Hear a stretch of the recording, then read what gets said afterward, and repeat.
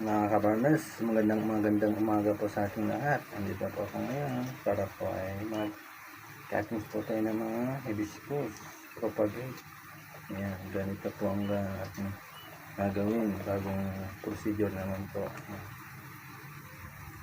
Ayan, tatakpan po natin ang tops. Top. Ayan po. Ayan guys, so yan, bawat halaman ko ay importante nito alam. Ayan po, katulad dito, siguro layo. Ayan po.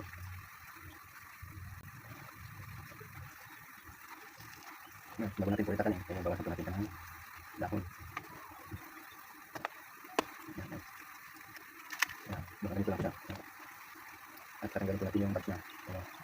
Flower buds. Tapos, medyo talasan po natin ng konti. Ayan.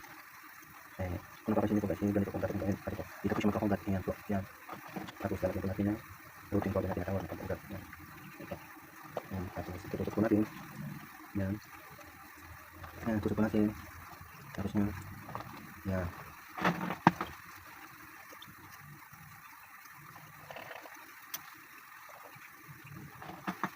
Ayan guys.